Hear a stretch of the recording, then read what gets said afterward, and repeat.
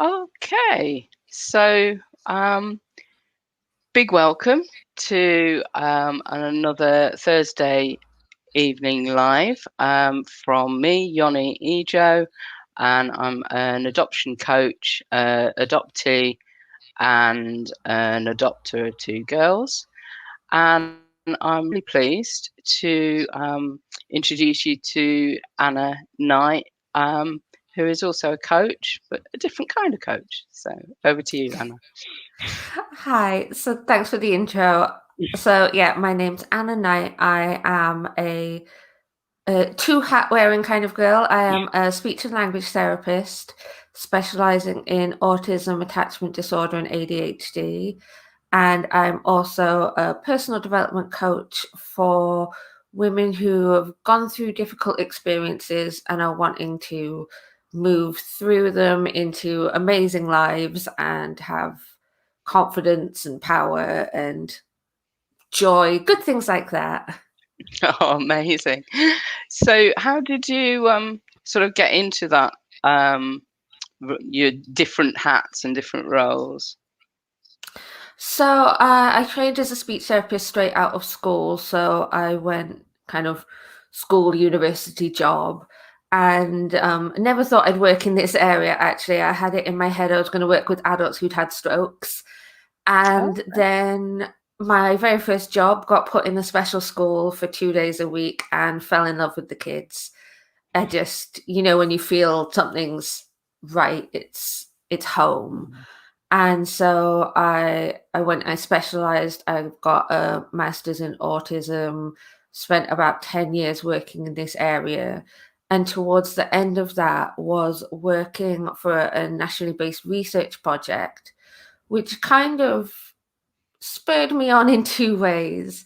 So part of it, the research that we were doing was really powerful, and I wanted to spread that with as many families as I can. But the other part of it, there was a moment where the team I was on did a press release saying parents of children with autism need to be super parents. And that really annoyed me because all the parents I know who've got neurodivergent kids were working as hard as they possibly could. Mm, yeah. People on my caseload who had cancer and were still trying to do speech therapy with their kids at home through it. And so, what I really wanted was both in my speech therapy and my coaching to create situations for people, including parents, where they don't have to push and be in superhuman mode. They Mm, can kind of support the people they love, but be gentle to themselves at the same time. mm. So, about 3 years ago now, I went independent and I've been doing that ever since and loving it. Yeah. Uh, that's true. I think there's a lot of guilt and responsibility that's then passed on to the parents, and it's often that they're making up for the lack of resources within services or the lack of availability. I know, having worked with a lot of carers who really struggle because they just can't get the information or the services that they need. So yeah, it sounds Mhm. like really important work that you're doing. Yeah, and it's good fun as well, which is always important. You might have guessed from the pink hair, I'm not a particularly serious speech therapist. I like to bring a bit of fun to it all. Well, I think that's so important, isn't it? It's so important to have fun, and as somebody who's, at the moment doing a course on play and how to use that to increase attachment, I'm a strong advocate Just you. of play and fun. Um, I mean, you kindly agreed to come into the group and to talk about ADHD, and I Mhm. guess for those who perhaps sometimes you hear the words but don't know what they actually mean, it's attention deficit hyperactivity disorder. And I know that looking at the research, 1 in 5 young people in the care system experience ADHD. Um, ah, Looks like we've lost Anna, which is a shame. Ah, you're back. Not quite sure what happened. Welcome back. Um, That took me off. um, so yeah, I was just saying that 1 in 5 young people in the care system experience ADHD, and I just wondered what you thought were the sort of the symptoms and the impacts of young people experiencing that kind of neurodiversity. I'm really sorry, Yoni. I didn't get your question coming through. Oh, okay, no worries. What are the impacts of a child having ADHD in terms of how that sort of changes their experience of the world, I guess? Okay.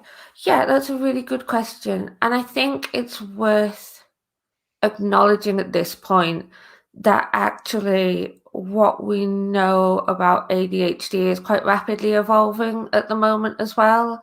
So, to give a little bit of a wider context, I'm actually on the waiting list to have an ADHD assessment myself. So, Oh, it's not just hyper little boys, which I think sometimes is mm, definitely in professional circles, there's a bit of a stereotype that's still going around. yeah. So, I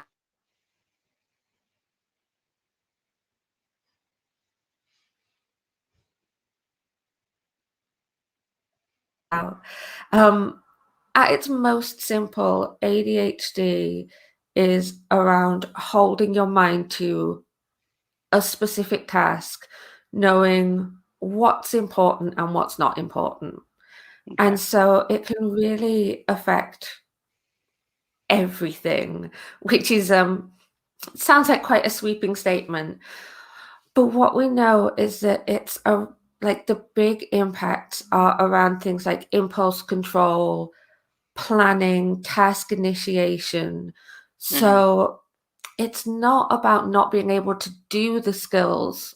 Often it's about being able to start doing the skills. right. So that's something that I work with a lot of families who say that it's when their kids get going, they're going, and that's great. It's those moments of you've been asking them to do the thing for the last 20 minutes and they're still doing 15 other different things, or they're so hyper focused that they haven't registered what you're saying at all. No, So, again, it's worth acknowledging that there's a split in how different genders present with ADHD as well. okay. So, boys are more likely to have the kind of the hyperactive type that we classically think of. Mm, Girls with ADHD are more likely to have what we call an inattentive type. So to be daydreamers and to zone out, go into their own little world. It's quite often missed in girls because they don't have the visible hyperactivity that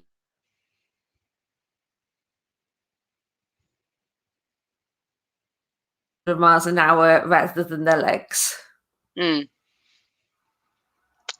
And I'm thinking that actually there are some adults that are now sort of being open about their ADHD diagnosis, which is Oh, quite nice because I've lost you. yeah, we're having having a bit of connection problem, aren't we? I was just saying that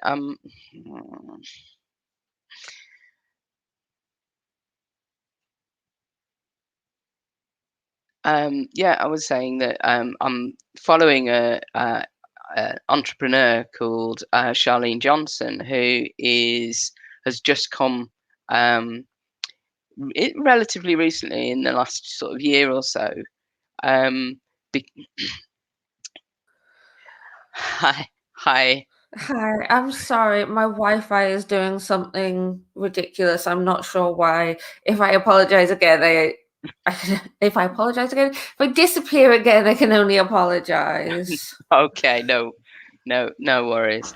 I was saying that there's an entrepreneur who online called Charlene Johnson, who has millions of followers, and she's fairly recently talked about her ADHD diagnosis and become much more vocal about it. And I think it's really helpful that adults are also starting to talk about their experience of it, because like you say, there's certain stereotypes about what it means, and people don't really talk about adults with ADHD, particularly successful ones.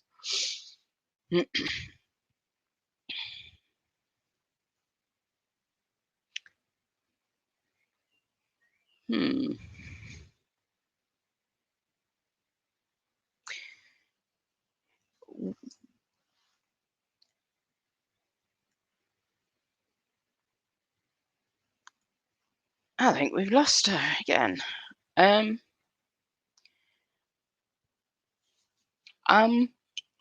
Some of the things that some of the carers have talked about is the debate in terms of whether to medicate or not to medicate. And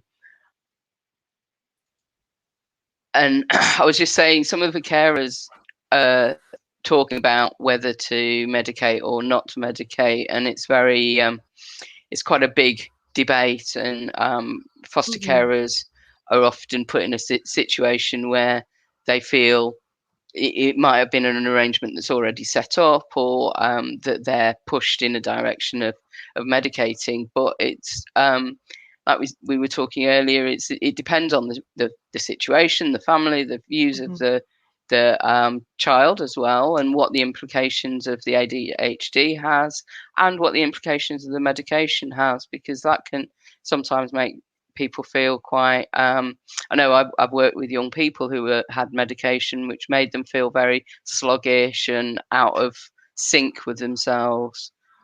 Yeah. And I think it's a very controversial subject within the ADHD community as well. Some people think medication is the best thing that's happened to them, that it's given them skills that they wouldn't otherwise have been able to carry out independently. Other people say that they don't like how it makes them feel. Like you say, I think it has to be decided on a case-by-case kind of basis. I don't think there's a one-size-fits-all approach. And something that the families that I work with a lot have highlighted to me as well. My cat has just pulled something off the shelf. This is going really well tonight. Well, at least people know it's live. Yes, very definitely live. That. One of the things that I have had highlighted to me by parents is that quite often, if there's other things going on in the background, it can be quite difficult to even get a diagnosis. And so even before that, do we medicate, do we not? There's rules in place that services won't even start the diagnostic process before kids are 7 in some regions. There's rules on how old kids are, whether they can medicate or not. And I think for me, the approach that I bring with all these kind of neurodiversities is that the label is helpful for opening certain doors and for getting certain supports. But if you're there thinking, do you know what, I read a description of ADHD or of autism or attachment disorder or any of these kind of pathological demand avoidance is another big one. If it resonates with your kid, we can put the supports in place that aren't medication just on a is this helpful for your kid or not basis. And I think that to me is a really important point to make, is that we sometimes see a diagnosis as this is the moment where everything changes. But actually, if you've got your suspicions, there's no harm in trying some of the strategies, because all the things, the kind of behavioral techniques for managing ADHD, ASD, PDA, all those things, they're not going to harm neurotypical children. Yeah. It's just thinking about how it's simplest how your kid's brain works and how you can work with that instead of against that. Okay. So would it be helpful if I gave some Yeah, examples of yeah, that? that would be great. Thank you. So it's one of my favorite kind of ones because it's a bit off the wall. I do love a bit of out of the box thinking. But it's looking at, so for kids with ADHD, there's often specific times in their routine that are more difficult because Right. they have a lot of planning load. There's lots of sequencing and initiation and working out what they need to do and when. So the morning routine is quite often one of these things that parents are like, oh my God, the morning routine, hell, help. And what I do with families is to actually, if we can get inside how your child's brain works, Mm, then we can be out of the box. We can think wildly and creatively to smooth out those bits where they're getting stuck. So, as an example, a family that I was working with recently, the carer was saying, getting dressed is a nightmare. There's debate about even which pair of pants they want to put on, even though they're identical pants. Like, right. oh my God, like we spend so long having these debates and we don't Mm, actually get dressed for half an hour. And when we were talking it through, I was like, well, like, let's get really back to basics. How do you store their clothes? And she was going, what do you mean? I have like a drawer for underwear, a drawer for shirts, a drawer for trousers. And I was like, from his perspective, that is a bit overwhelming. That mhm, is lots of different things to find and organize and work out what he's got to do with them. What would it be like if instead of that, his clothes were sorted into Monday's clothes, Tuesday's clothes, Wednesday's clothes? mm, And she was like, what? So, like, all of the clothes you'd need for that day in one place? And I said, yeah, put it in a basket, label it mm, Monday. And so mm, you've taken all the decision making out of it. And then all he has to do is get Monday's basket out and put it on. right. And it sped up their morning routine by about half an hour because Wow. they weren't having that debate of which pair of black socks should I wear, Mm, mum, because mm, it was like, well, Tuesday, I wear what's in Tuesday's basket. mm, And then what's really helpful in ADHD is we do what's called habit stacking. So mhm, habit stacking is once you've got one habit in place, stack mm, another one on top of it. So what we said is, right, we've got that habit in place. At the very bottom of the basket, put his toothbrush in there. So the next thing he does, once he's put all his clothes on, he goes, oh, here's my toothbrush. And he goes off to the bathroom to brush his teeth. right. So you create this flow between tasks where one flows into the other, flows into the other. Mm, And mm, what that does is it's taking the thinking out of it. There's in adult ADHD circles, there's a meme that goes around quite a lot of saying, like, I started off that I was going to brush my hair, and now I've rearranged my bedroom, sorted through all my clothes, tidied the bathroom, cleaned the kitchen sink, and I still haven't found my hairbrush. Because that is quite often how an ADHD brain works. It jumps from thing to thing based on the stimulus it's getting. mm, And we spend years trying to fight against that, trying to go, no, when you are tidying, you only tidy the kitchen or you only tidy mm, the bathroom. And actually, one of the biggest changes I made to my life is going, if that's how my brain works, I'm going to go with it. And then I'm going to stop at a certain point and then go backwards to make sure everything's finished. right. And that works really well. But Yeah. it is about embracing that you don't have to do things in the conventional way, which I Mm, think sometimes when you are supporting a child who's neurodivergent, I think we put a lot of pressure on ourselves that things have to be done properly. mm, That if it's not done in the way a neurotypical child would do it, well, then they've done it wrong.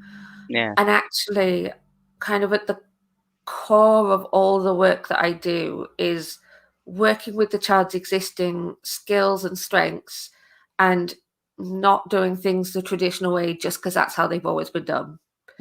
Because if we do that, 9 times out of 10, for anything, there's a different way, a better way, and we're kind of in the channel of, oh no, this is the only way, and we miss something that's going to streamline the process.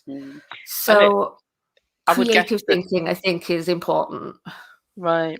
And I guess that neurodiverse children and young people, if you keep saying you're doing it the wrong way, then that becomes interpreted as you are wrong, you're wrong, and everyone else is right. And that's a hard message and an unhelpful message to give It kids. is. And then when you add in kind of the complexities of kids who might have gone through the care system or those kind of attachment kind of conditions that might be coexisting as well, I'm very much of the opinion that kids are going to get enough messages that they're wrong and they're not normal.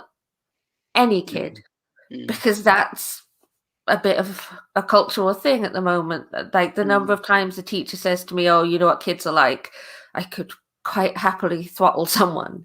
Yeah. But it is worth appreciating that the messages that kids get when they're young, they translate into adult beliefs and they show up in their lives as adults. So that's actually when I'm coaching people, that's a lot of what we do is we kind of look at what beliefs they stored in their mental filing cabinet from their childhood and we go, oh, is that one actually true? Like, when you're supporting a young person, you're at the stage where they're making sense of the world and they're storing those beliefs in that filing cabinet. So the more positive messages we can give them, the more affirming messages, the less kind of conflicted they're going to be as adults. And what we know is that neurodivergent adults, whether they have autism, ADHD, attachment disorder, whatever kind of neurodivergence we're talking about, they're a lot more at risk of having mental health conditions as adults. Right. And there's some evidence to say that that's a bit of a kind of a biochemistry thing as well. But I do believe that there's a lot in it of the messages those kids hear about, oh no, you're not doing it properly, you're not doing it quickly enough, or here, let me do it, all those things. Yeah. But at the same time, you can sometimes see where parents are coming from of going, oh my God, we've got to get to school in 10 minutes, just give it here. And that's why I think going with the child's strengths so that everyone has a smoother ride through those sticky moments, it's going to serve the whole family a lot better instead of just going, oh, you know what? No, this is the way they should do it. And here's a 10-part schedule and make sure they follow every step on the list.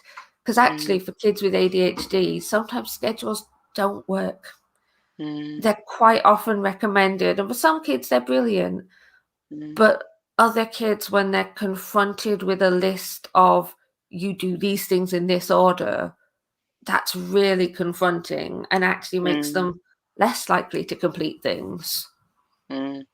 Yeah, I can certainly see that, and I talk to a lot of carers who perhaps struggle because their child isn't behaving in the way that they expect. But if they had a better understanding about how the child is thinking, then they would be able to interpret that behavior not as confronting or naughty or whatever, but it's actually just how they are processing the information that they're getting.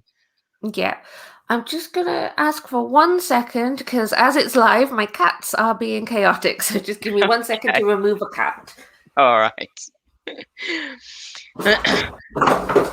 Wow. That sounds like a big cat. We're just for people who are joining, we're talking about attention deficit hyperactivity disorder with Anna Knight, who has kindly joined us to talk about it. Thank you, Anna. That's okay. Apologies about the disruptions. That was actually my smallest cat decided to cause some havoc. Okay. So what do you think of the you've talked about how you sort of chunk up tasks and do it in a more perhaps neurosympathetic way. Are Mhm. there other things that carers can do which might help or reduce the impact of ADHD in their household? Yeah, so there's something that I use as a tool a lot with kind of families, and it's called the inverted U. So I will send a visual to go with this. Okay. Um, but basically, if you imagine a graph where energy is this axis and time is this axis, and then Mm, you put a big upside down U on it, what that graph is saying is that we can have times when we're low energy and times when we're high energy. And this isn't just kids with ADHD or neurodiverse kids, it's all of us. mm, So if you think about in the morning, I'm very much not a morning person. So I get up, takes me a long time to wake up. And as an adult, I have got some strategies and I've developed more over the years to get me to a point where I'm functional. So I know that if I have a shower and I have a cup of tea and I give myself half an hour and I play some loud music and get myself in the zone for the day, I mm, can get to this mythical ready to focus zone. And then as the day goes on, there might be things that stress me out. I might get worried about something or stressed, and that can tip me above the ready to focus zone. mm, And again, as an adult, I've developed strategies so I know that I can go for a 10-minute walk. I can step out of a situation. I can mm, text a friend and go, oh my God, you won't believe, like, this has just happened. They bring me back down. mm, Now, our kids aren't at that level yet. They mm, don't have the skills to move themselves around that inverted U. And particularly for kids with ADHD, one thing that characterizes it is rapid mood shifts. So for mm. them, it's not so much an inverted U as an inverted squiggle. Right. They're moving really quickly between those states sometimes. And so, what an exercise I do quite a lot is around working out if your kid's too low, if they're inattentive, if they're not tuned in, how can you bring them up into the ready to focus zone? And alternatively, if they're too hyper, how can you bring them down into the Mm, ready to focus zone? And thinking about a mix of reactive and proactive strategies as well. So, what I mean by that is like a reactive strategy might be giving someone something heavy to carry from one room to the next. That activates their proprioceptive senses. It's a very calming mm, thing to do. It can bring them down if they're up a height. right. But equally, if we're always fighting fires, Mm, then we're always chasing them and their moods. So it might be learning about your child that, oh, actually, on a day when he's spent an hour outside, he's a lot more able to focus in the evening, mm, and we can have a smoother bedtime routine. mm, And using that knowledge to go, okay, in the routine of our house, making sure that he's getting that as many days as possible mm, is really important for the smooth running of the house. And it can sometimes feel like that moment of, oh God, I don't have the time to mm, take him to the park for an hour every night. But actually, when I'm working with parents, what you often find is I say, try it for 10 days. mm. And at 10 days, we can reassess. We can go, Yeah. you made time for it and it had no impact. Lesson learned. Mm, But quite often, because it's coming from knowledge of what's already working for your kids, we're looking at patterns that we've already spotted. mm, Parents will say, do you know, I thought I didn't have time to do an hour at the park, but what I learned is 45 minutes was enough. And actually, it took the bedtime routine down from 3 hours to 45 minutes. So I gained 2 hours magically. yeah. A lot of the time with these strategies, I think with a lot of strategies, there's this thing of, oh God, when am I going to find the time to do it? Mm, And professionals tend to throw a lot of strategies at families all at once. And I Mm. think particularly when you're a foster carer or an adopter, it's almost like they go, right, you need the rule book straight away. Here you go. Like, Yeah. just get everything perfect right now. And that to me feels like you're setting families up for a Yeah. bit of a rough ride, because no other situation do we go, here you go, you need to know all these things at once. We don't put learner drivers into a car and are like, right, at the next Mm. roundabout, turn left, because we need to take them through the early steps. Mm. And so that kind of is really important, I believe, is working out what's going to have what I call the most bang for your buck. Like, what is Mm. the one thing that if we could fix that would make everything else easier? And we'll Mm. do that first. Yeah. And once that's sorted, we can go, okay, what's next? Mm. Doing it like that, where you're the effects are like a snowball rolling down the hill, getting bigger Yeah. and bigger. That if we can start with one change that has a lot of impact, and then another Mm. change that has a lot of impact, Mm. actually that's two strategies that have had a lot of impact in a very short Mm. space of time, Yeah. because we've done it from the point of view of, instead of going, here's everything we know about ADHD, try this, we're Mm. going, here's everything we know about Fred, let's try this. And Mm. that child-centered approach, I think, is so helpful to families who are finding their children's kind of attention, energy levels, sensory processing difficult, Mm. because yeah, that's part of who they are. And the decision to medicate being put to one side, even a kid who's really well medicated isn't going to be neurotypical. Mm. It's giving them a boost, but they're still going to have their idiosyncrasies, as we all do. Mm. And one of the things that I've actually is one of my favorite bits of feedback to get from a mum or a dad is that actually, by thinking outside the box, they've noticed that there are some things that they're making unnecessarily complex for themselves as well, and Yeah. that they can make those habits. So I think one of the things that I kind of come back to a lot with all the neurodiverse conditions is when we know what the point of what we're trying to achieve is, it makes a lot of the rest of the decisions a lot easier. Mm. And what I mean by that, I've got a really good example from when I worked within a specialist setting. So it was around dinner times and the Mm. dining hall. And the expectation was that every child sat at a table with three of their friends and two staff members. They had to ask for what they wanted at the hatch. They had to use cutlery. They had to sit properly on their chairs. They had to keep the noise to a manageable level. And actually, when you think about it, their internal bucket of demands that they can tolerate was full. Mm.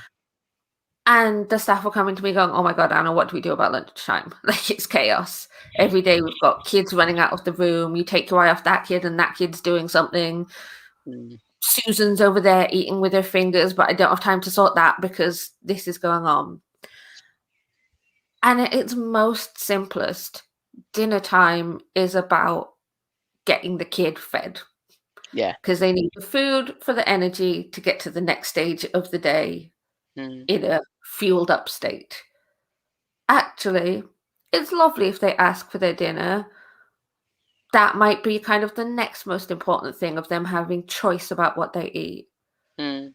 But for some kids, if George picks up his pizza instead of cuts it with a knife and fork, not actually the end of the world if the pizza gets inside him by the end of it and Mm. he comes out feeling like, oh yeah, that was an okay lunchtime, and you don't come out of it thinking, oh my God, I'm exhausted, how are we going to get through to the next part of the day? Yeah. And for me, that is like that ladder, that hierarchy of what's the actual point, what's really good, Mm. what's, oh, it'd be nice if they did that, and what is like the icing on the top of the cake. Mm. Because that gives you the permission to go, you know what? The point was he ate. He had his dinner and he went Mm. away. okay to the next part of his day. Mm. Job's a good one. Yeah. And sometimes when kids are in that thing of being overloaded, there are things that demands we can take off. But what we think is, oh, but they should learn how to do that. It's one I get a lot when I'm working with early communication skills, and we do it in a Mm. play-based way.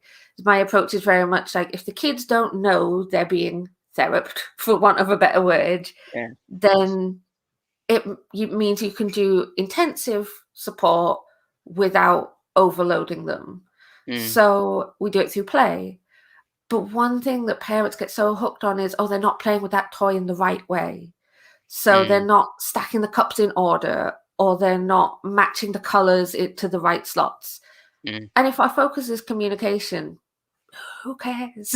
It's Yeah. a really kind of controversial thing to say, but if our focus is communication, I don't mind what order they put the rings on the ring stacker, because Yeah. we're talking about it. Yeah. If their focus is on eating, it would be lovely if they sat at the table with the rest of their family. But actually, would everyone have a much more peaceful thing if they ate in the kitchen with just one parent Mm. out of the Mm. hurly-burly? Mm. It's giving yourself permission to actually think about this individual, what do they need, that I Mm. think can open a lot of doors. Mm. No, I think that's really, really valuable advice, and seeing the child as an individual and also as a Mhm. part of the family. And sometimes families, particularly multi sibling families, are busy and there's lots of Yeah, things going on, and maybe family meal times are lovely, but maybe they don't have to happen every day, or they don't have to happen in that way. yeah, So I think that's really, really helpful advice. definitely. And as the youngest of four kids, I have very stressful memories of family dinners and having to guard your chips from your brothers. Like, they're Yeah. lovely, but it's even about, well, how can we set it up for success? If, Mm. like with my family, if Rob's always stealing Anna's chips, why don't we sit them on opposite sides of the table so he can't reach the chips, and then everyone has a calmer mealtime? It's Yeah. just giving yourself permission to look at what's actually going on for the Mm. individual and the family, rather Mm. than thinking, oh, but they're like, we should all sit at the table and eat together. We Mm. should all have a lovely conversation on the way home from school. We Mm. should all do this or that. It's about going, actually, what is most impactful here? Mm. Mm. Yeah. No, I think that's really powerful. Thank you.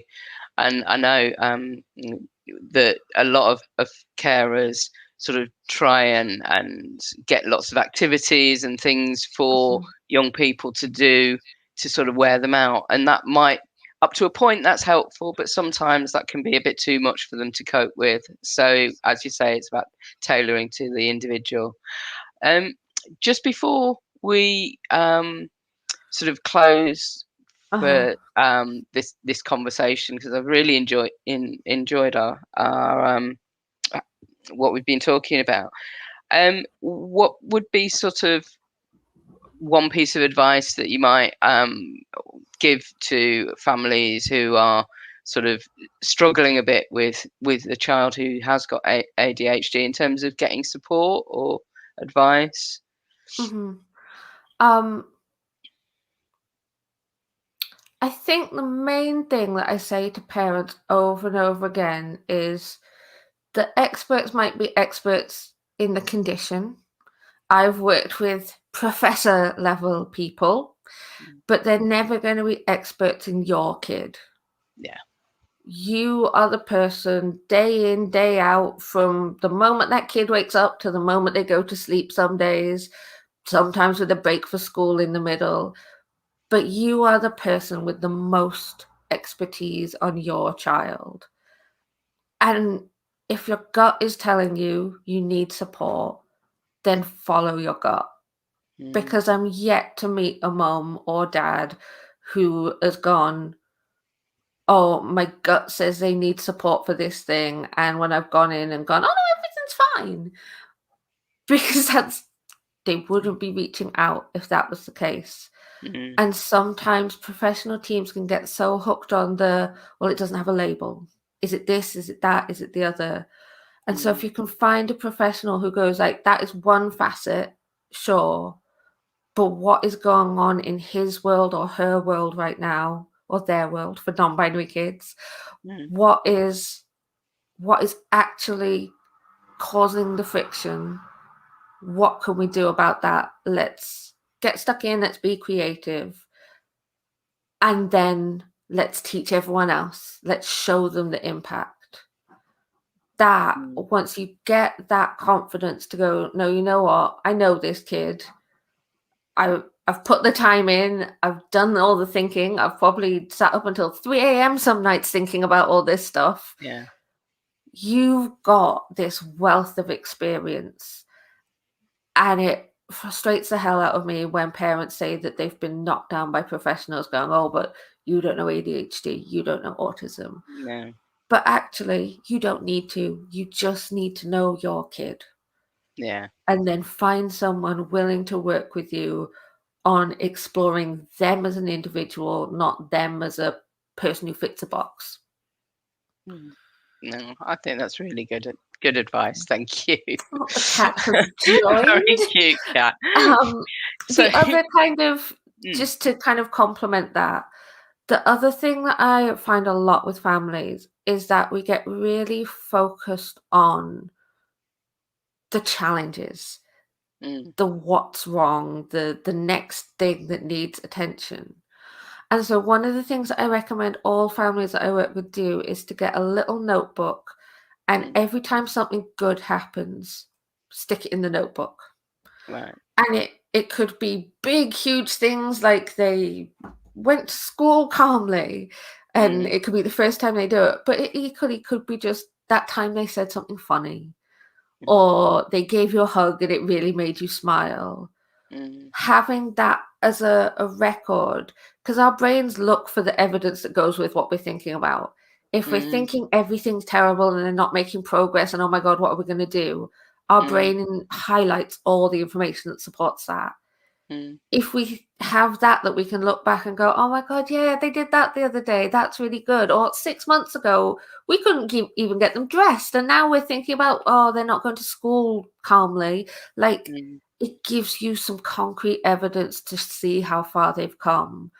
mm. And actually, like, I'm all about just celebrating your kids and loving them how they are, because, like, to have little people in your care is pretty damn magical. Yeah. And I would just love it if we could give parents the permission to enjoy their kids. Mm. Yeah. No, I totally agree with that. And I think there's lots of situations where the things that sometimes carers see as a problem are Mhm. also in a different environment a real strength. It's just Yes. that you have to find that different, maybe different environment or a sport or whatever it is where they can excel, and then Yeah. that builds their confidence and their skills as well. And Mhm. yeah, no, I totally agree with that. So thank you, Anna. That's been really interesting. Where can people find you to find out more? Yeah. It's been a pleasure. Thank you for having me. So I have two kind of main places parents can find me. So my speech therapy work is Sage Speech Therapy Services. So my website is quite handy. It's sagespeechtherapy.com. And if you search Sage Speech Therapy on Facebook, you'll find me there as well. If you're interested in the kind of support for you as an adult rather than for a child, I'm at Anna Knight Coaching. So again, my website is annaknightcoach.com, and that is my Instagram and Facebook things. Nice and easy to find me. If you search Anna Knight, find someone with pink hair, it's me. Well, thank you so much, Anna, and you've got a lovely cat. So thank you Yes, for it. lovely. It's been really informative, and I know that a lot of carers will get a lot out of this conversation. So thank you, Brilliant. It's been a pleasure.